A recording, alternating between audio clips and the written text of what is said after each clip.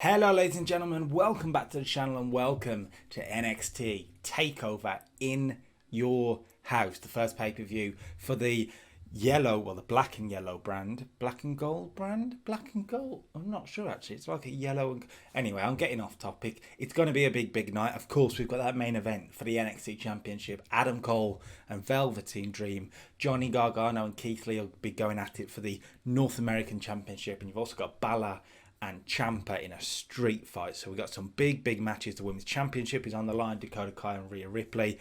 And then, of course, the Tag Team Championship's on the line, the Broserweights against Grizzled Young Veterans. Also in there, you've got Karrion Cross's first pay-per-view match with the company against Dominic, Dijakovic. So, hopefully we'll have a good show. This is literally just for the pay-per-view.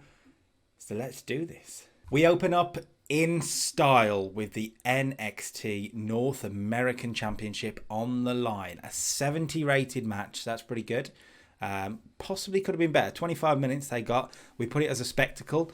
And it's kind of affected Keith Lee's performance. I think Keith Lee in-ring performance at 50, you can see there. So if we have a look at what he was sort of penalised on, lack of psychology. So he struggled with it, which is a bit of a shame, but Gargano carried him, which is fine. Low storyline heat is harsh, but a 70 rated match to start us off is pretty good, especially for NXT. So that's really good. And of course, as you can see here, Johnny Gargano wins the North American Championship after the distraction by Dexter Lumis. Dexter Lumis comes out halfway through. Well, not halfway through, towards the end, obviously. These two are having an absolute classic. Gargano is matching Lee move for move, but Keith Lee's power seems to be the defining factor in his possible victory. Constantly, Gargano is trying to use his speed to get away, but Keith Lee's power keeps him in the match, keeps him going. And just when it looks like Keith Lee might be able to put away Johnny Gargano, Dexter Lumis walks slowly down the ramp, keeps walking. Keith Lee's very confused, and Dexter Lumis just stands outside the ring and stares at Keith Lee like this. That's when Johnny Gargano, it says it hurts, don't it? Sure, whatever. But he gets the pin from the distraction by Dexter Lumis. Lumis costs Lee now. Does that mean we're going with Keith Lee and Dexter Lumis going forward? Or is there something else at play here? Well, we'll find out in just a second. But a 70 rated match, really good.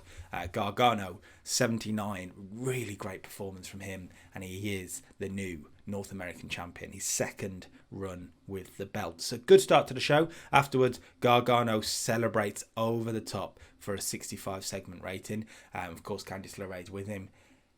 But that's not all, because Gargano celebrates and hugs Dexter Lumis. Lumis doesn't really hug back because he's a monster, he's what he is. But Johnny Gargano said on NXT, I have an insurance policy. Dexter Lumis is the insurance policy, and it looks like there's some sort of alliance, maybe a bodyguard type role for Dexter Lumis with Johnny Gargano. Should be interesting going forward. The North American champion is having a good night. After that, we had a promo from Finn Balor to hype up the match with Tommaso Ciampa, the street fight, just sort of going through the same lines of how Balor is going to punish Ciampa for what he's done to NXT and what he's going to do to Ciampa, how he's going to hurt him, etc. You get the drill, but it's just hyping up the street fight a little bit more with a good talker on the brand. The 68 is really good. 51 segment rating here, which is actually better than it could be. I mean, Rhea Ripley's had a bad night there, and she's definitely had a bad night in the results, as we have another new women's champion. Rhea Ripley, the transitional champion, if you could ever say one. Dakota Kai wins the title after Raquel Gonzalez interfered. The pinfall after the top rope splash. Rhea Ripley kind of screwed out of it. We made sure it was a flunky finish just to keep the storyline going, and Dakota's a heel, so it makes sense that she sort of cheats to win, and she does. She wins the women's championship. Dakota Kai 48 is not bad. 41 for Rhea Ripley, and a 51 rated matchup is better than what you'd expect. I was hoping these guys would try and hit a sort of 60, but Rhea Ripley's had a bad night there, really bad night, which is a shame. That is a real shame. Similar to Balor's promo, we get sort of a retort from Tommaso Ciampa, also hyping up the match. Again, it's the same thing of what he's going to do to Balor, really hyping up the brutality of a street fight. That's what we're trying to hype up here. These two are sworn rivals, it seems, and they'll do nothing but destroy each other in a street fight. That's the idea of what we're going with here. 41 segment rating here is a little bit disappointing, but we'd have the new women's champion Dakota Kai sort of backstage with Raquel Gonzalez celebrating when she stumbles across Tegan Nox. Now these two of course are rivals from before. We sort of separated them, and now Tegan Nox sort of sarcastically congratulates Dakota Kai and says, look, I get it. You're not good enough to beat Rhea Ripley on your own. So you have to cheat. You have to use your I don't know, giant, your big dummy over here. You have to use her. Fine, I get it. But don't ask for any respect from any of us, because none of us respect you. And as that's happening, Rhea Ripley comes from behind to attack Dakota Kai, furious about losing the championship. So it turns into sort of a four-way brawl. Tegan and Rhea taking on Dakota Kai and Raquel Gonzalez. Sort of, you can see where the lines are being drawn here. So 41, that's not too bad, and it sort of furthers a storyline as well. So I'm okay with that. Next up then, it's time for that street fight. Two of the best workers on the brand in a big matchup. I've put it middle of the card because I wanted the championship in the main event. But this is one of these matches that could have been the main event. And while I'm hoping it's good, I'll be a little bit disappointed if it's a classic and I haven't put it as the main event. So we'll find out now. Finn Balor, Tommaso Ciampa in a street fight. It's a 72, so it's good. It is good, especially for NXT. I kind of expected a little bit better, but if you look at the performances, Finn Balor 73, Tommaso Ciampa 68, really good. They have great chemistry, which is fantastic. So maybe this is a rematch we could do down the line, but exceptional. They had a lot of time, nearly half an hour, the longest match on the show, which I think many of you probably expected. They're two really good workers, so it is the longest match on the show, and that works. Balor wins, though, with a coup de grace, a clean victory as well. Tommaso Ciampa is a great worker, but Finn Balor needs for me in NXT, Finn Balor needed a bit of a bang, a bit of a boost. We turned him heel, and now he's got a big victory to sort of justify that. And a 73 rated performance is really good from Balor. 68 again from Ciampa is pretty good. The fans would have enjoyed this one. A 72, and Balor stands tall. After the match, Balor has sort of earned Tommaso Ciampa's respect a little bit, and Ciampa offers a handshake and Balor rejects the handshake, laughs it off for 69, so the segment is fine. But just really emphasising that Balor as a beast in the ring has earned Tommaso Ciampa's respect, but his personality and the absolute dick that Finn Balor is doesn't give a damn. He doesn't care. He doesn't respect anyone. He only wants his own success. He looks out for himself and himself only, and that's all he cares about. So that's what we're going with Finn Balor. That's really good match, and the segment afterwards works. And it's going to be interesting to see where Finn Balor goes from here. Of course, it depends on the main event, of course, as well. But yeah, two big stars on NXT having a classic on a takeover. That's what you want to see. We get a promo from Scarlett Bordeaux hyping up the singles match between her client Karrion Cross and Dominic Dijakovic. That's okay, 42. This I'm not expecting to be great, and there's a reason that I've kept it so short. This is going to be a short match, and the winner, of course, is Karrion Cross. A 34 is really disappointing. They didn't click. That's sad. That is sad, and it showed in their performance. A 34, that's going to affect the long pay-per-view rating, which is a shame, but it is what it is. We end the storyline with that, to be fair, so we move on. Karrion Cross, though, gets a big win in 5 minutes and makes Dominic Dijakovic tap out with a cross jacket or whatever, sort of pat him out, whichever works for you. Short match, Karrion Cross put over big time, and another big player on the NXT brand as a heel. So yeah, it is going to be interesting what he does going forward as well. Keith Lee was backstage cutting a promo where he's furious at how he lost the North American Championship early in the night, and he puts a challenge out there to Johnny Gargano. He says, this Wednesday, I want my rematch. But I understand that you, Dexter Lumis, are now part of Gargano's family, so to speak.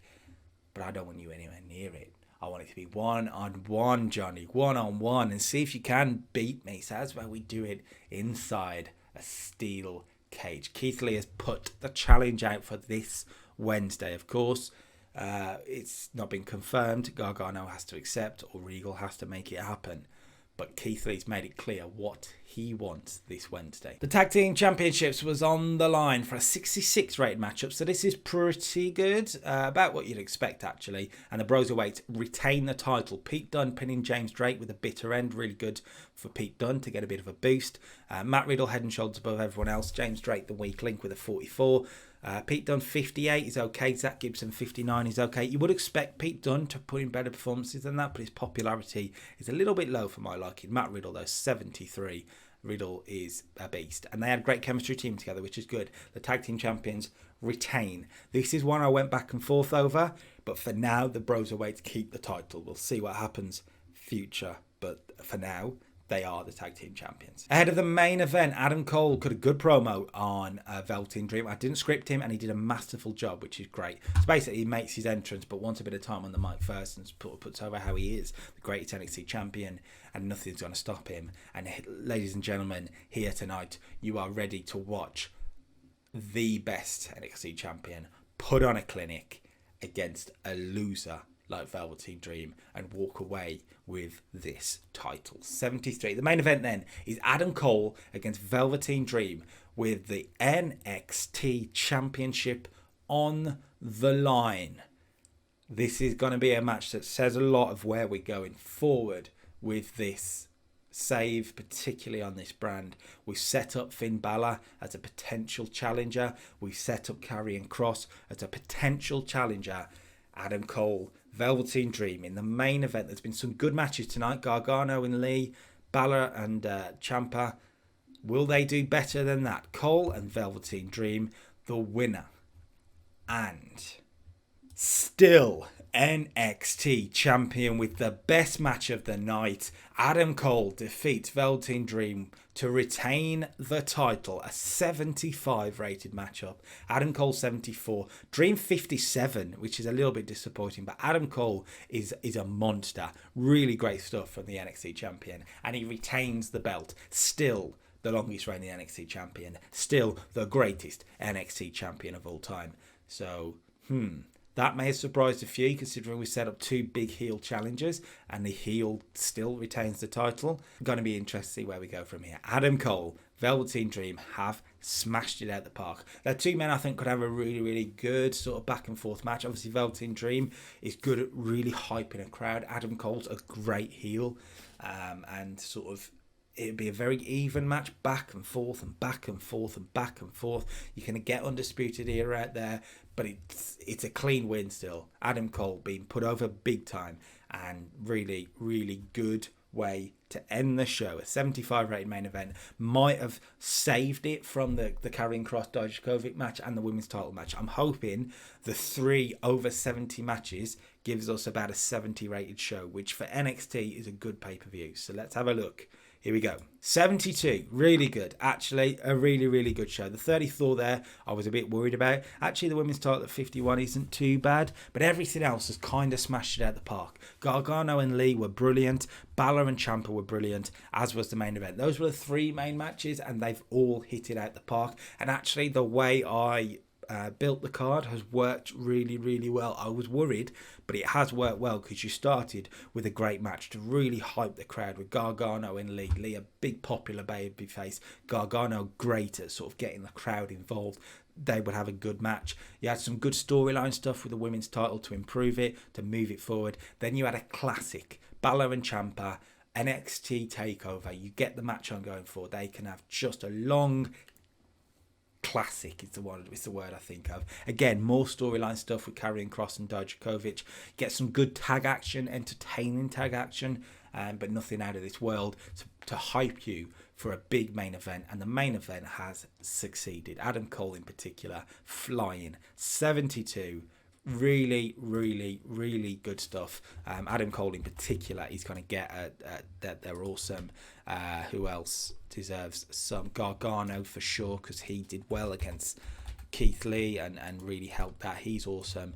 And the other one, I mean, I'm guessing, I want to say, actually, I'm going to give Dakota I'll give her a hug, why not? And then that sort of puts her over. You're the champion now. Let's give her a bit of belief. Is the idea. So we'll make those speeches. They should all be pleased. They always are on these. You never get a bad one, do you? But there we go, all pleased. And a great NXT Takeover, the first one. So that is, really, really good. I'm really pleased with it. If we have a look at sort of the news, etc., the show was awesome. We were the only thing on that night, which is great. Looks like Bray Wyatt and Finn Balor having a social media thing. I didn't see that. As you can see, we've actually rose to medium size, which is really good, and 4 million viewers on the network or so. So that is really, really, really good. If we have a look at the events for NXT Takeover, the next takeover we're looking at, so we've just done In Your House in June. We're looking at August. We're looking at SummerSlam weekend. I'm going to make sure that's in line with SummerSlam. Like it would be in real life. So it's going to be a big weekend. That for me as a recording, I'll be able to do week 4 on the Wednesday, NXT Takeover on the Saturday, and SummerSlam on. Actually, I could just do a pay-per-view show where we do Takeover and SummerSlam. I'll have to decide once we get closer to the time. But that's what NXT is building up towards now. NXT Takeover Brooklyn. As we know, that's a big NXT pay-per-view. So we need a big main event. So let's see where we go. I am really, really happy with this. So that's it then. NXT Takeover in Your House is in the books. A really good pay-per-view. I hope you enjoyed it. If you did, make sure you like the video and drop me a comment. Let me know what you thought about the way I built the show. Any ideas of what you would do going forward. Obviously, we've got Adam Cole now as the NXT champion. He needs a new challenger. And let me know what you think you'd do. I have an idea of what I want to do. But NXT in particular is a little bit up in the air, I guess, right now. I have an idea of where I want to go, but let's see where we end up. So, yeah, make sure you subscribe to the channel so you don't miss out on anything like this. Of course, next week is week 4 of June. The go-home shows for Raw and SmackDown, for Backlash, the new start for NXT. We're also in NXT UK. We've got the NXT UK Championship on the line. Volta against Ilya Dragunov. So a big show next Wednesday. Make sure you don't miss it. Subscribe to the channel to make sure you don't miss it. Like this video, comment, and until next time, I am out of here. Peace.